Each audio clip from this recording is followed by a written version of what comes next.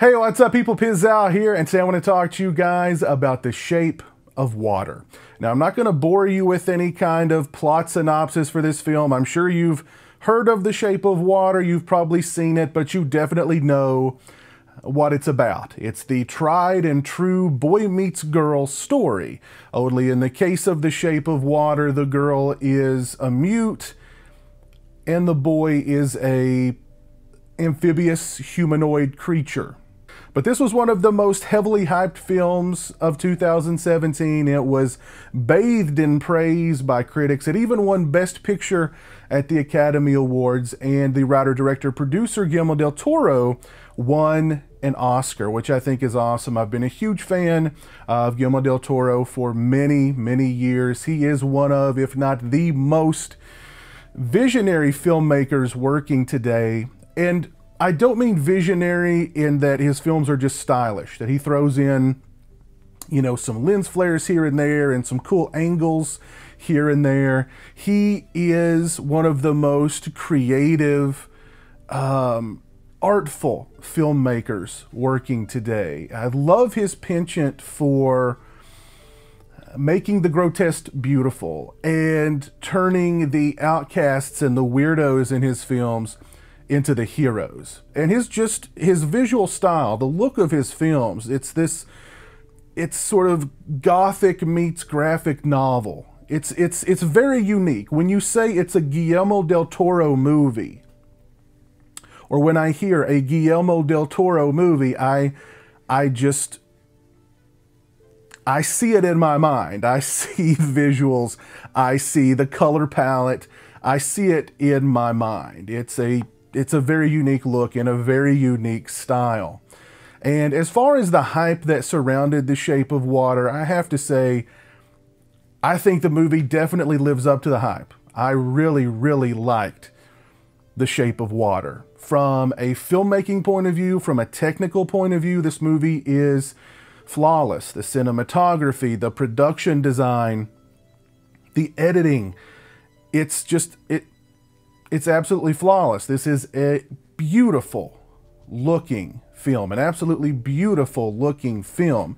The score is awesome. It's a beautiful looking film. It's also a beautiful sounding film. There's a great, very kind of, it's oddball kind, it's a bit quirky, but it just fits in this kind of movie. The score, great score in The Shape of Water. And you have a cast that from top to bottom is just phenomenal. Michael Shannon delivers an amazing performance. Oh my goodness, I can't think of her name. She was actually nominated for an Oscar. She was in Rob Zombie's Halloween 2, but we'll forgive her. I'll put her name and picture right here because she definitely deserves some recognition. Fantastic performance from her as well. But really at the heart of this film are the performances of Sally Hawkins and Doug Jones. And they carry the movie. Their love story is the heart and soul of this movie. And they carry this film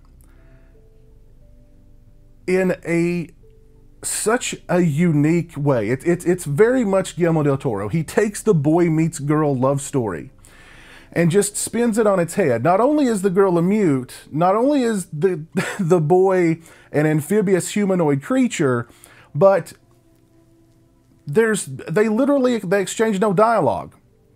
There's not a line of dialogue exchanged between the two. However, you can feel their bond. You can feel their attraction. You can feel their love, for lack of a better word, through gestures, through simple looks, through action. And it's actually pretty profound to think about that they pulled off these performances silently. So, I mean, kudos to Sally Hawkins. And I've heard so much praise for the cast of The Shape of Water, with the exception of Doug Jones, who plays the amphibious humanoid creature. And he's an actor. He's such a physically gifted actor. He's been in a million movies. You've seen him in a million different movies. You didn't know it was Doug Jones because he always works under layers of prosthetics. but he has such a unique physicality that it's undeniably Doug Jones. And he's able to convey a range of emotions in this film and do so under what appear to be pretty thick prosthetics. And that is an accomplishment in my books. I mean, my hat is off to Doug Jones. I haven't heard him get the kind of accolades that Sally Hawkins and the other actors in the film, Michael Shannon, etc., have gotten, but he certainly deserves just as many accolades as the rest of the cast, maybe more, because he's performing silently and through layers of prosthetics. But just phenomenal performances from top to bottom in The Shape of Water. And again, the love story, it's not, it's not sugary, sweet, sappy, schmaltzy kind of love story.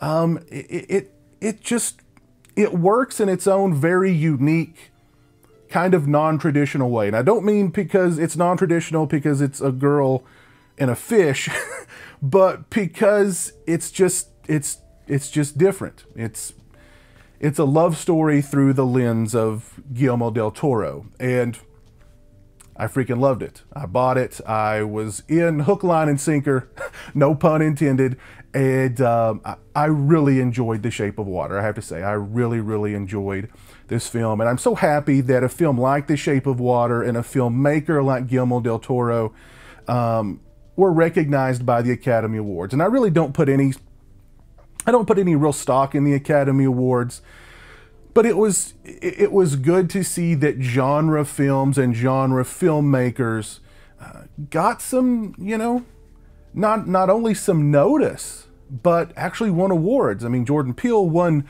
Best Screenplay for Get Out. Of course, The Shape of Water won Best Picture. Guillermo del Toro won Best Director. So, I mean, this was the year of the genre film at the Academy Awards, and I think that's cool.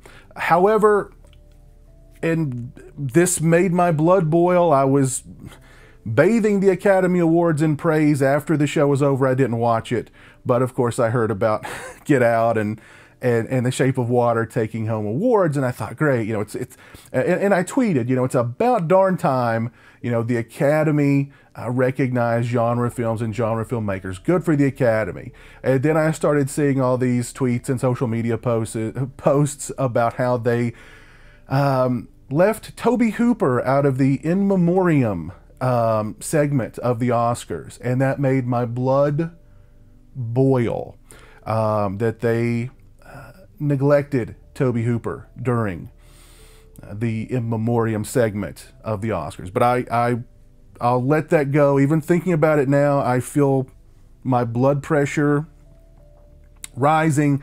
I'll let that go. The Shape of Water, if you have not seen it, by all means, go check it out. I think it's on Blu-ray now. It's definitely worth checking out. I really enjoyed it. If you're a fan of Guillermo del Toro, you're going to like The Shape of Water. If you want a different kind of love story that I think even fans of, romance movies, of love stories, I think can get behind The Shape of Water based on the power of the performances in the film. And again, the heart of the film, the soul of the film, are two characters of differing species, but also that they're communicating literally through gestures. They're communicating through, the bond was there, and I dug it, and I bought into it, and I liked it. If you've not seen The Shape of Water, go watch The Shape of Water. If you've seen The Shape of Water, please let me know your thoughts on it down in the comments section below. If you like this video, please leave it a thumbs up. If you're not following me on social media, those links are in the description. They're also right around here. As always, thanks so much for watching. I really appreciate it. Take care, and until next time, peace. Join the A Buck a Month Club and help support my channel on Patreon. Thank you to my current patrons, Kevin Smythe, Orc145626, Derek Jana, Richard Mead, Jeremiah Lambert, Craig Farrand, Farron Sutton, B-Movie Mike, Robert Sobel, Turi Delamore, Johnny Yeager, and Joseph Charlesworth.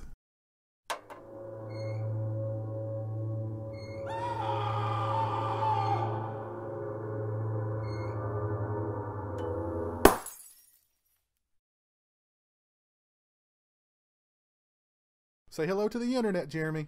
Hello to the internet.